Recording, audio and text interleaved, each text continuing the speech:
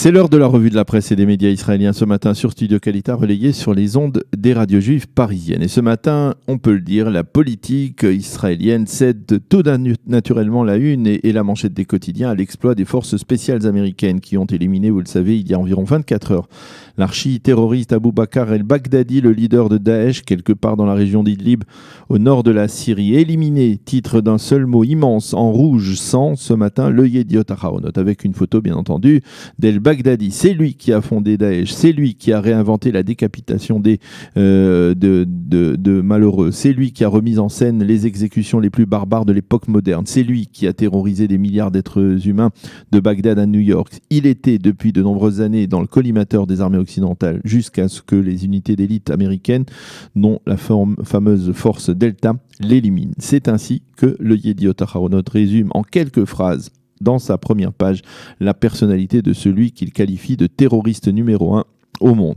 Ils lui ont réglé son compte, titre ce matin le Israël Hayom, en nous montrant la même photo d'El-Baghdadi que dans le Yediot Aharonot. Tous les quotidiens reprennent ce matin la réaction sans filtre de Donald Trump. Il est mort comme un chien, en pleurant comme un poltron.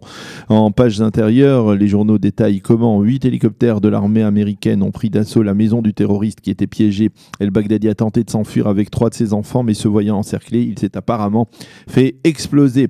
Le Yediot Aharonot publie des croquis des différentes phases de l'opération. La photo qui depuis hier fait la une et la photo qui depuis hier fait la une de tous les quotidiens à travers le monde, celle de Donald Trump et des chefs de l'armée américaine en train de suivre dans le plus grand sérieux, on peut le dire, dans un sérieux religieux, l'opération elle-même en images à 10 000 km de là où elle se déroulait.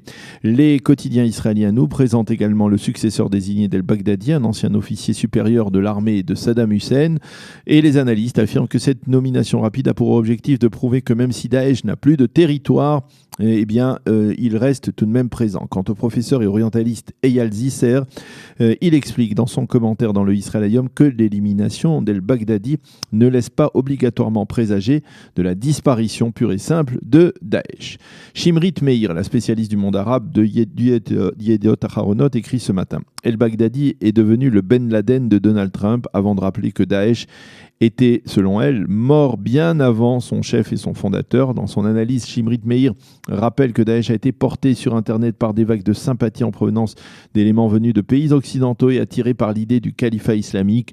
Pour Orly Azoulay, dans le Yediot Aharonot, Donald Trump ne pouvait pas rêver d'un timing aussi favorable. 1 an avant les élections présidentielles de 2020, il pourra brandir cet exploit pour prouver sa capacité à défendre le monde libre. Et les libéraux américains auront du mal à le traiter de curiosité ou de plaisanterie ambulante.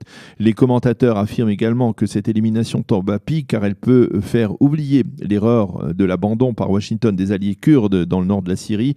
Et comme l'explique ce matin le professeur Avraham Ben-Zvi dans le Israël Hayom, elle prouve que même si les Américains ne sont plus en Syrie de manière permanente, ils peuvent encore y revenir comme, quand ils le veulent et comme ils le veulent avec leurs forces spéciales pour défendre, entre guillemets, le monde libre. Dans le Haaretz, par contre, Rémi Chalev estime que l'élimination d'El-Baghdadi sur ordre de Donald Trump ne devrait pas entraîner l'arrêt de la procédure d'impeachment initiée par les démocrates contre le président américain.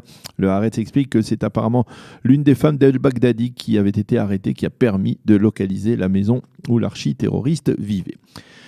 Tous les quotidiens israéliens se penchent ce matin également sur la rencontre qui s'est tenue hier soir à la Kiria, le siège de l'état-major israélien, entre Benyamin Netanyahou et Benny Gantz. Une rencontre politique et non sécuritaire.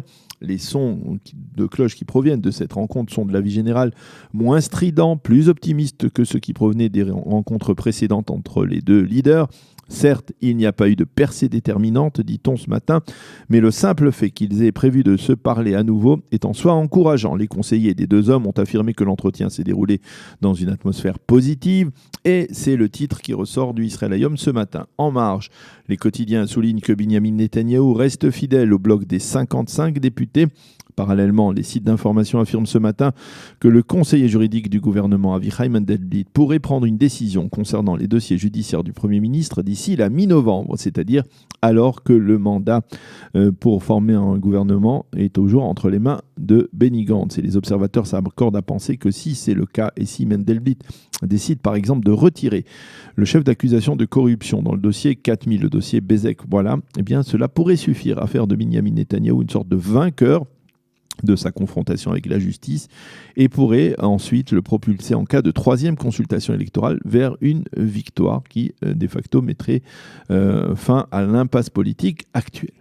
Les analystes politiques s'intéressent ce matin également dans la presse et dans les médias au dossier 2000, celui des relations entre le pouvoir et les patrons de presse et aux enregistrements que l'on a pu écouter depuis vendredi dernier. L'éditorial central du Haaretz revient ce matin sur les enregistrements des conversations entre Netanyahou et le patron du Yediot, Nuni Moses. Et il faut, avant de citer des extraits de cet éditorial, savoir que le quotidien d'extrême gauche s'est lancé depuis plus d'une semaine dans une sorte de croisade sans pitié contre son concurrent ou rival, le Yediot Ahronot. D'ailleurs, dans cet éditorial, Nuni Moses en prend bien plus pour son matricule que Binyamin Netanyahou, qui n'est d'ailleurs pas épargné. Pour le Haaretz, si cette relation entre les deux hommes n'est pas corruptive, alors nous ne savons pas ce qu'il est. Et l'éditorialiste de préciser que les déclarations de Nuni Moses sur les manières dont fonctionne la presse peuvent susciter un véritable dégoût pour tous ceux qui sont soucieux de préserver justement la liberté de la presse. Pour Ariel Kahana, dans le Israël Hayom, les contenus des enregistrements révèlent au public à quel point les relations entre presse et pouvoir sont pourries, écrit-il. Et Kahana cite un extrait de l'interrogatoire de Nuni Moses dans lequel celui-ci reconnaît ouvertement que dans toutes ses relations avec des hommes politiques israéliens, le dossier de la loi visant à neutraliser Israël Hayom était évoqué. En d'autres termes, les personnalités politiques qu'il rencontrait savaient que pour obtenir du Yediot Ahronot une couverture favorable, il devait absolument se positionner en faveur de la loi contre le Israël Hayom. Le problème est que Binyamin Netanyahou est entré dans le jeu de Nuni Moses au lieu de l'envoyer paître, écrit ce matin Ariel Kahana. C'est la fin de cette revue de la presse et des médias israéliens sur Studio Kalita.